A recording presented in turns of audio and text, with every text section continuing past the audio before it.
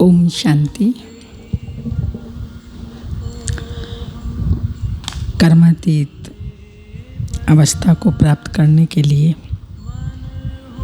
बाबा ने कहा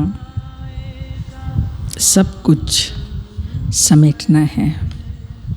घर जाना है तो घर जाने से पहले पूर्ण रीति अपनी तैयारी करनी है, क्योंकि जैसे आत्मा परम धाम से सत्युग में पवित्र आई थी, ऐसे ही वापस जाना है तो पवित्र बन करके ही जाना है।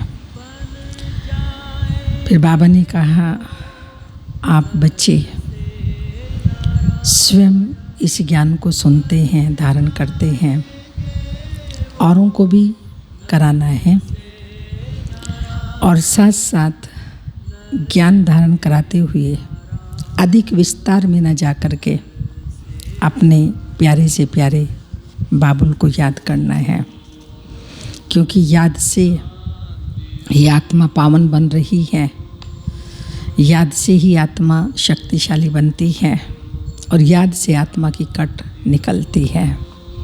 इसलिए बाबा को याद कर अपने आप को पावन बनाना है। किसी भी बात में गफलत नहीं करनी है, विशेषकर योग में गफलत नहीं करनी है।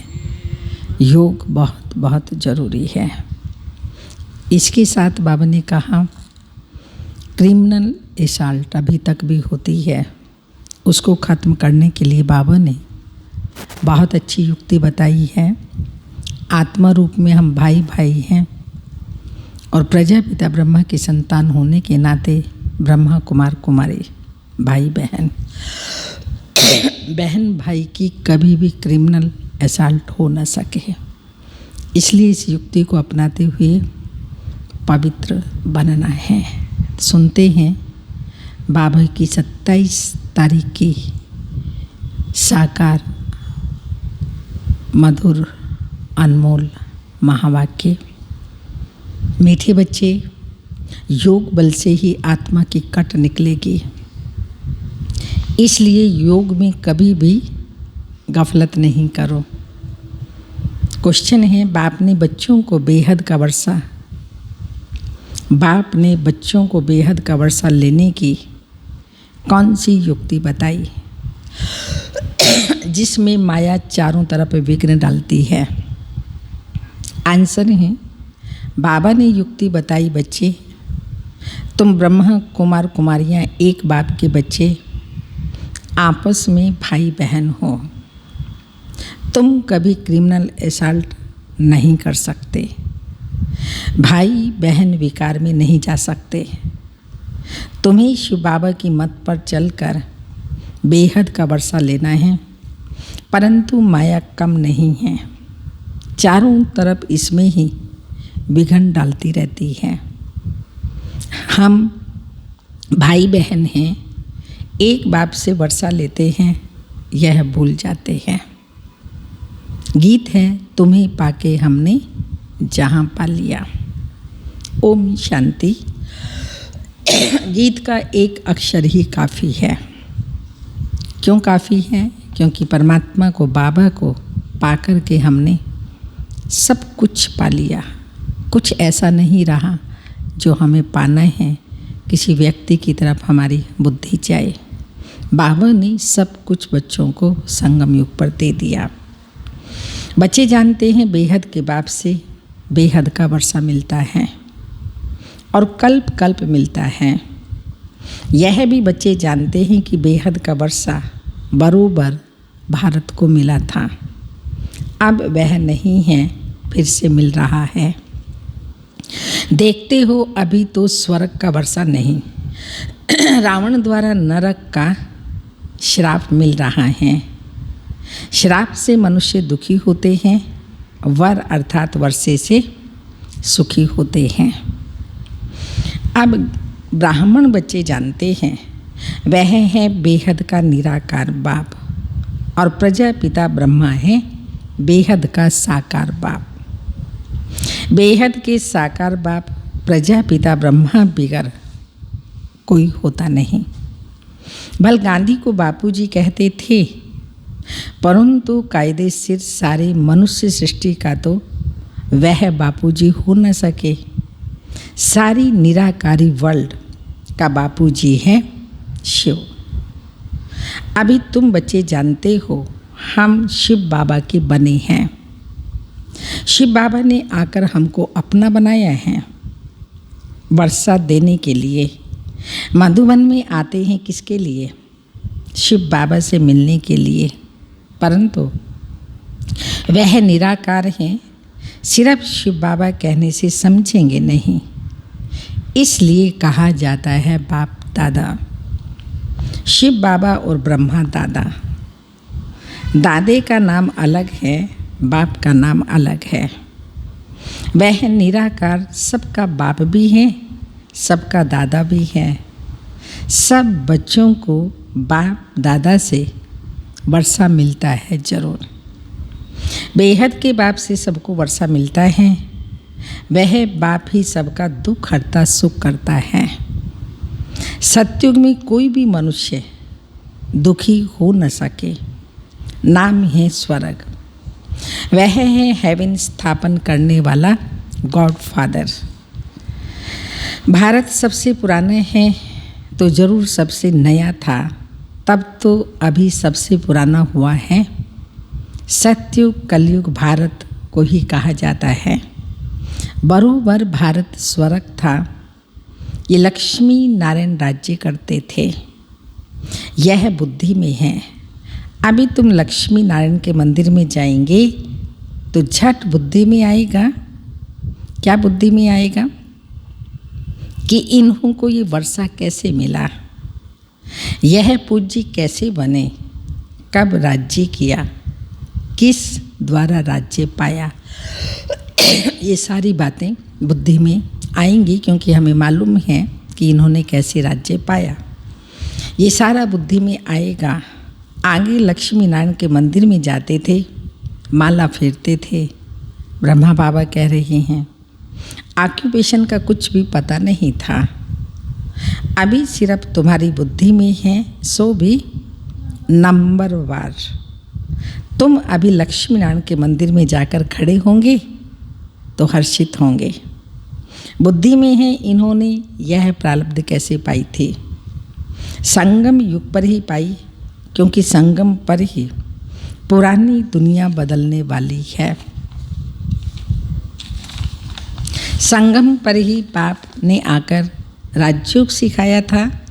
यह भी जानते हो बहुत जन्मों के अंत के जन्म में बरोबर यह ब्रह्मा था, जिसके तन में शिव बाबा आए। ये ब्रह्मा था।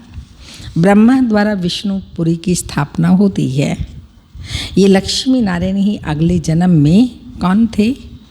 बरोबर ब्रह्मा सरस्वती थे। ब्रह्मा के साथ ब्राह्मण ब्राह्मणियाँ भी होंगे। सतयुग में लक्ष्मी नारायण की राजधानी थी ना, जरूर प्रजापिता भी होगा। जरूर प्रजापिता भी होगा। तुम जानते हो हम पुरुषार्थ कर रहे हैं। जिन्होंने कल्प पहले पुरुषार्थ किया वह हम साक्षी हो देखते हैं। एक होता है राजाई घराना और दूसरा होता है प्रजा घराना। उसमें भी कोई बहुत साहूकार होते हैं, कोई कम। राजाओं में भी कोई बहुत साहूकार, कोई कम साहूकार होते हैं। तुम लक्ष्मी नारायण के मंदिर में किसी को भी समझा सकते हो कि इन्होंने यह राज्य कैसे पाया। अब फिर से वही अपना राज्य भाग्य ले रहे हैं। राजधानी स्थापन हो रही है। कितना सहज है। अम्बा कौन है यह भी नहीं जानते। तुम कहेंगे यह तो जगदम्बा है। कल्प पहले भी जगदम्बा जगत पिता थे। उन्हों के बच्चे हम थे। संगम पर बाबा ने राजयोग सिखाया था, अब सिखा रहे हैं। जगदम्बा के बच्चे भी ढेर हैं, परंतु इतनी सभी को तो बिठा नहीं सकते। अभी तुमको ज्ञान का तीसरा नेत्र मिला है। बाप ज्ञान का सागर हैं, तो जरूर बच्चों को ज्ञान ही देंगे। उनको न मनुष्य न देवता कहा जाता है। उनको परमात्मा ही कहा जाता है। तुम कोई के भी मंदिर में जाओ तो उनकी बायोग्राफी बता सकते हो। राम के लिए भी तुम समझा सकते हो। चंद्रवंशी घराना अभी स्थापन हो रहा है। ब्रह्मा द्वारा ब्राह्मणों का भी धर्म स्थापन होता है। ब्रह्मा का नाम कितना बाला है। ब्रह्मा द्वारा बाप ब्राह्मणों को रचते हैं। तुम ब्रह्मा कुमार कुमारियाँ होने से जानते हो हम एक बाप के बच्चे आपस में भाई बहन हैं। फिर हम क्रिमिनल असॉल्ट कर नहीं सकते। भाई बहन विकार में जा नहीं सकते। बाप ने यह युक्ति रची है। ड्रामा अनुसार तुम भी ब्रह्मा कुमार, हम भी ब्रह्मा कुमारी। वास्तव में सारी दुनिया बीके है, परंतु जानते नहीं हैं हम शिव बाबा की मत से बेहद का वर्षा ले रहे हैं। माया भी कम नहीं है, चारों तरफ विघन डालती रहती है। हम भाई बहन हैं, एक बाप से वर्षा लेते हैं, यह भूल जाते हैं। यह तो अच्छी रीति समझते हो। सतयुग में एक ही धर्म रहता है, बाकी सब धर्म खत्म हो जाने हैं। यह भी बच्चे जानते हैं। ये कोई नई बात नहीं है। हर 5000 वर्ष के बाद यह चक्र फिरता है। तिथि तारीख भी लिखी हुई है। यह भी बुद्धि में रहना चाहिए। हम शिव बाबा से युक्ति से वर्षा लेते हैं। लक्ष्य तो मिला हुआ है ना। बाप को याद कर बाप से वर्षा लेना है।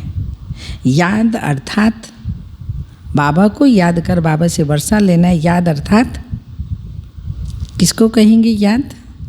याद अर्थात योग बल से ही कट निकलेगी। याद अर्थात योग, और योग का बल जब होगा तो कट निकलेगी। इसमें कोई गफलत ना हो, योग में कोई गफलत ना हो। इसलिए मूल्य मिलती हैं। निश्चय बुद्धि पक्का है तो बल कहाँ भी चला जाए। समझो मूल्य नहीं मिलती तो भी बुद्धि में तो है ना। हम बाबा का बन गया। बाबा ने समझाया है तुम्हारी आत्मा तमो प्रधान बनी है। अब तुम बाप को याद करो तो तमो प्रधान से सतो प्रधान बनेंगे। यह महामंत्र एक बाप ही बतलाते हैं और कोई बतला न सके। बाप ही कहते हैं मीठे मीठे बच्चे याद के बल से ही तुमको तमो प्रधान से सतो प्रधान बनना है। यह अक्षर है, परंतु किसी की बुद्धि में नहीं आता। अब तुम समझते हो बरोबर। कल्प पहले भी बाबा ने यह अक्षर कहा था। कौन सा? कि देही के सब धर्मों को छोड़ अपने को आत्मा समझो। ये सब देही के धर्म है ना। सबका बाप एक ही है। सब आत्माएं उस एक बाप को पुकारती हैं। पोप भी गॉड को ही याद करते हैं। कहते हैं ओ गॉड फादर रहम करो। इन मनुष्यों की क्रोधी बुद्धियों को पलटाओ तो यह आपस में लड़े नहीं। याद तो बाप को ही करेंगे ना, और कोई को याद नहीं करते। शिव बाबा को ही पुकारते हैं कि आकर पतितों को पावन बनाओ। पावन बनेंगे फिर तो इस छीछी रावण की दुनिया में रह नहीं सकेंगे। फिर जरूर नई दुनिया चाहिए। कलयुग से बदलकर सतयुग तो होगा ही ना, परंतु इतना भी नहीं समझते हैं। एक डॉक्टर आया था बाबा के पास। डॉक्टर आया होगा उस टाइम में, कहता था कलयुग तो कलयुग ही चलेगा। अरे सदैव कलयुग ही कैसे चलेगा? कलयुग कोई अच्छा है क्या? अच्छा है कलयुग? जहाँ दुख ही दुख, अशांति, लड़ाई झगड़े, तो ये अच्छा युग थोड़ी है। कलह क्लेश वाला युग तो ज़रूर ख़त्म होगा ना। तो ये बदल करके सतयुग आएगा जो बाबा अभी स्थापन कर रहे हैं। तो कलयुग कोई अच्छा है क्या? समझते थोड़ी हैं। सिर्फ भावना है जो औरों को ले आते हैं। उनको तीर नहीं लगता, और कोई आने वाले को तीर लग जाए तो भी कुछ ना कुछ दलाली मिल जाएगी। जिसको आप ले आते हैं वो अगर ज्ञान में चलता है, धारणा उसकी अच्छी हो जाती है, तो आज बाबा कह रहे हैं ज़रूर कोई थोड़ी बहुत दलाली मिल जाएगी, हम स्वर्ग में आ जाएंगे। बाप से थोड़ा भी आकर सुनते हैं तो भी स्वर्ग में ज़रूर चले आएंगे। फिर भी हेवनली गॉड फादर के सामने आकर बैठे हैं ना, तो बाप समझाते हैं क्या? बाबा समझाते हैं मैं सबका बाप हूँ। कोई मानते ही नहीं कि शिव बाबा कैसे आएगा। अरे आत्मा आ सकती है तो क्या मैं नहीं आऊँगा? आत्मा एक शरीर छोड़ दूसरे में जा सकती है तो मैं नहीं जा सकता हूँ? नहीं तो मैं कैसे आऊँ? पुकारते भी हैं, हे पतित पावन बाबा, आकर पतित से पावन बनाओ। तो बाप कहते हैं मैं आता ही भारत में हूँ, कल्प कल्प के संगम पर एक ही बार आता हूँ। तुम जब 84 जन्म पूरे करते हो तब मैं आता हूँ। तुम बच्चों को निश्चय है बाबा आया हुआ है फिर से वर्षा देने। तो बाप कहते हैं ये मेरा धंधा है। कौन सा धंधा है शिव बाबा का? ये मेरा धंधा है, पतित दुनिया को बदल नई दुनिया स्थापन करना। इसलिए गाया हुआ है नई दुनिया की स्थापना, पुरानी दुनिया का विनाश। फिर तुम पालना करेंगे, सतयुग में जाएंगे तो पालना करेंगे। रोशनी मिली है ना। काली का मंदिर देखेंगे तो समझेंगे झूठा चित्र है। वैसे काली आत्मा थोड़ी है, काली थोड़ी है वो, देह से काली नहीं, पर यहाँ आत्मा काली बनी है, पतित बनी है, भिखारी बनी है। तो मनुष्य न समझने के कारण फिर वो चित्र ही काली का बना देते हैं। इसलिए बाबा कहते झूठा चित्र है। काली बरोबर जगदम्बा है, परंतु ऐसे भयानक रूप नहीं है। बंगाल में काली के आगे बलि चढ़ाते हैं, परंतु जानते कुछ भी नहीं। जगदम्बा के मंदिर में लाखों आते हैं, सदैव जैसे मेला ही है। छोटी सी मूर्ति रखी है ना, नाम रख दिया जगदम्बा। अब जगदम्बा तो एक होनी चाहिए। सिंध में काली का मंदिर कैसे बनाया था? एक बार किले में बस फटा, एक बार किले में बम फटा, तो एक फकीर ने कहा काली माता गुस्से में आई है, बस उसने जाकर वहाँ काली का मंदिर बना दिया। अब काली है कौन? कुछ भी जानते नहीं। तुमको अब नॉलेज मिली है। काली कौन है? जो विकारों का संहार करने वाली, अपने को पवित्र बनाने वाली, विकारों पर विजय प्राप्त करने वाली। वास्तव में इसको काली कहा जाता है। और काली से फिर बाबा आकर के आत्मा को गोरी बना देता है। पर बाबा ने कहा मनुष्य कोई भी समझता नहीं, मंदिर बना देते हैं। ऐसी कोई चीज़ नहीं जिसको तुम ना जानो, समझते हो। बाबा से वर्षा ले रहे हैं तो पूरा पुरुषार्थ करना चाहिए। पहले नंबर का दुख शुरू होता है जब कुमार कुमारी शादी करते हैं। तुम्हें तो शादी करने का कभी ख्याल भी नहीं आना चाहिए। अब बाप कहते हैं यह रावण राज्य ही खत्म होना है। यह है विकारी ग्रस्त व्यवहार। देवी देवताओं के लिए गाते रहते हैं, ये किसी को पता नहीं है इन देवताओं को निर्विकारी बनाने वाला कौन है। सतयुग में संपूर्ण निर्विकारी दुनिया, शास्त्रों में फिर दिखा दिया है कि वहाँ पर भी विकार थे, परंतु वह तो है ही वाइसलेस वर्ल्ड। विकारी दुनिया और निर्विकारी दुनिया में कितना फ़र्क है, ये बातें और किसी की भी बुद्धि में नहीं हैं। तुम जानते हो इन लक्ष्मी नारायण का जब राज्य था तो कितने थोड़े मनुष्य थे। एक ही धर्म था, फिर वृद्धि को पाया है। चक्र भी पूरा लगाना पड़े तब कहेंगे पूरी पृथ्वी पर चक्कर लगाया। समुद्र का तो चक्कर लगा न सके सतयुग में थोड़े हैं तो कितनी थोड़ी जमीन लेते हैं। अब मनुष्य सृष्टि की हद पूरी होनी है। ऊपर में जो थोड़ी आत्माएं हैं वह भी आती रहती हैं। मनुष्य बढ़ते ही रहते हैं। जब वहाँ से भी आत्माएं आना पूरी हो जाएंगी तब तुम कर्मातीत अवस्था को पाएंगे। फिर आत्माओं को शरीर छोड़कर जाना है। उनका आना और तुम्हारा जाना होगा। थोड़े थोड़े आते रहते हैं, समझ की बात है ना। हम पहले पहले जाकर वहाँ रहेंगे। हमारे होते कोई रहना नहीं चाहिए। परम धाम में आत्माएं जब हम जाएंगे कोई भी रहना नहीं चाहिए। ये विस्तार की बातें हैं। बच्चों को फिर भी बाप कहते हैं, अच्छा अपने प्यारे बाबुल को याद करो, तुमको फ़ायदा है बाप को याद करने में। यह हिस्ट्री ज्योग्राफी तो मनुष्य बहुत पढ़ते हैं, बहुत दूर दूर जाते हैं, मून में भी जाते हैं। यह है साइंस घमंड, अति में जाते हैं।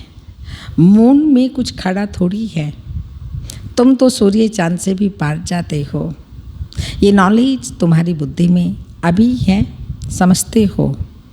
ड्रामा प्लान अनुसार बाबा ये सब बातें बतलाते हैं। बाप ही कहते हैं मैं तुमको पतित से पावन बनाता हूँ, ये मेरा पार्ट है।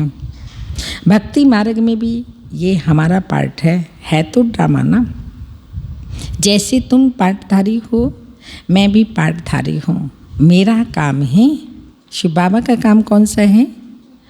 पतित से पावन बनाना। जो कुछ करते हैं तो उनकी महिमा होती है ना। इन लक्ष्मी नारायण की कितनी महिमाएं हैं, परंतु उन्होंने ऐसा लायक किसने बनाया? यह सुख धाम के मालिक थे। अभी तो अनेक प्रकार के दुख हैं। आज कोई मरा झगड़ा हुआ, बल्कि इसके पास लाख करोड़ पदम है, परंतु अगर कोई बीमारी आदि आ जाती है तो क्या करेंगे? बिरला के पास कितने पैसे हैं? एक जन्म में पैसा देखने में आता है, परंतु ऐसा कोई नहीं जिसको कोई दुख नहीं हो। कलयुग में भले कितने भी अरब खरब पदम पति हैं, मगर दुख तो फिर भी है ना। बीमारी कोई आ जाए तो ये भी बहुत बड़ा दुख हुआ ना। किसी न किसी प्रकार का दुख सभी को होता है। अभी तो यह पैसे आदि भी सब मिट्टी में मिल जाने हैं। अच्छा, मीठे मीठे सिक्की लदे बच्चों प्रति माता पिता बाप दादा का याद प्यार। Good morning, diamond morning. रूहानी बाप की रूहानी बच्चों को नमस्ते। हम रूहानी बच्चों की रूहानी माता पिता बाप दादा को याद प्यार। गुड मॉर्निंग, डायमंड मॉर्निंग, ओम नमस्ते। तो आज बाबा ने कर्मातीत अवस्था बनाने के लिए कहा। वो तब बनेगी जब बाबा ने कहा वहाँ से आना बंद हो जाएगा और तुम्हारा जाना शुरू होगा। तो समय को देखते हुए कर्मातीत अवस्था बनाने की अंदर भी लगन होगी तो वही पुरुषार्थ ऑटोमेटिकली चलेगा भी। तो धारणा है कर्मातीत अवस्था को प्राप्त कर वापस घर जाना है, परंतु जाएंगे तब जब आत्माओं का आना बंद होगा। इस विस्तार को बुद्धि में रख। एक बाबुल को प्यार से याद करना है। एक बाबुल को प्यार से याद करना है।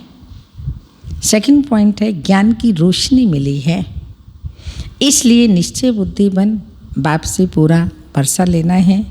कहाँ भी रहते याद के बल से आत्मा को तमो प्रधान से सतो प्रधान बनाने का पुरुषार्थ करना है। वरदान है अपनी संपूर्णता के आधार पर समय को समीप लाने वाले मास्टर रचयिता भाव। समय आपकी रचना है और आप मास्टर रचयिता हो। रचयिता रचना के आधार पर नहीं होते। हम कहते हैं ना कई बार समय आएगा तो कर लेंगे, समय अनुसार बदल जाएंगे, समय अनुसार ये सब हो जाएगा। बाबा कहते हैं कि समय तो आपकी रचना है, समय आपका शिक्षक ना बने, मैं आपका शिक्षक हूँ। मैं जो कहता हूँ, जो आपको पढ़ा रहा हूँ, वो पढ़ाई पढ़ो, समय अनुसार नहीं, क्योंकि समय हमारी रचनाएं हैं। तो बाबा बता रहे रचयिता रचना को अधीन करते ही हैं। इसलिए कभी नहीं सोचो कि समय आप ही संपूर्ण बना देगा। आपको संपूर्ण बन समय को समीप लाना है। हम रचयिता हैं, वो रचना है, संपूर्ण बन करके हमें समय को समीप लाना है। वैसे कोई भी विघ्न आता है तो समय प्रमाण जाएगा जरूर, लेकिन समय से पहले परिवर्तन शक्ति द्वारा उसे परिवर्तन कर दो। बहुत अच्छी बात बाबा ने बताई कि कोई भी आया है जाएगा जरूर, विघ्न भी आते हैं, सदा नहीं रहेंगे, जाएगा जरूर, लेकिन आप समय से पहले अपनी परिवर्तन शक्ति के द्वारा उसे भगा दो, परिवर्तन कर दो, तो उसकी प्राप्ति आपको हो जाएगी। समय के आधार पर परिवर्तन किया तो उसकी प्राप्ति आपको नहीं होगी। स्लोगन, कर्म और योग का बैलेंस रखने वाले ही सच्चे कर्म योगी हैं। कर्म योग का बैलेंस रखने वाले ही सच्चे कर्म योगी हैं। आज की तपस्या की पॉइंट है, जैसे किला बांधा जाता है जिससे प्रजा किले के अंदर सेफ रहे। एक राजा के लिए कोठरी नहीं बनाते, किला सबके लिए होता है। किला बनाते हैं आप सभी भी स्वयं के लिए, साथियों के लिए, अन्य आत्माओं के लिए ज्वाला रूप याद का किला बांधो। ना केवल स्वयं लेकिन सब के लिए ज्वाला रूप का याद का किला बांधो। याद की शक्ति की ज्वाला हो तो हर आत्मा सेफ्टी का अनुभव करेगी। हमारी सेफ्टी है ही केवल बाबा की याद में। इसलिए बाबा ने कहा इस याद के किले को मजबूत करो, पक्का करो। दीदी जी की विशेषता की पॉइंट है, हर कारण का निवारण करने वाली, सर्व की इष्ट और अष्टभुजाधारी कहते हैं ना। दीदी की बुद्धि इतनी तीक्ष्ण और दूरंदेशी थी जो सेकंड में हर कारण का निवारण कर देती। इसलिए वह अनेकों के लिए इष्ट बन गई। ऐसी इष्ट और अष्ट आने वाली आत्मा को कभी कोई कष्ट नहीं हो सकता। भले शरीर के हिसाब किताब आई, लेकिन उन्हें दुख की महसूसता नहीं हुई। यज्ञ के सामने बातें तो और भी अनेक आई, लेकिन दीदी ने उन बातों को नहीं देखा। कोई भी बात आई तो कहती थी शायद बाबा को इस बात से मुझे और कुछ सिखाना है, अनुभवी बनाना है। दीदी ने बाबा के साथ अपने सर्व संबंध जोड़े हुए थे। दीदी कहती बाबा को सखा और साजन बनाकर उनसे ही दिल की लेन देन करो, टीचर को अपना फ्रेंड बना लो, तो उनकी शिक्षाएं सहज जीवन में आ जाएंगी। तुम ही से खेलूं, तुम ही से खाऊं, आदि आदि। इसी संस्कार ने दीदी को बाप समान बना दिया। ये थी दीदी जी की विशेषता। ओम शांति।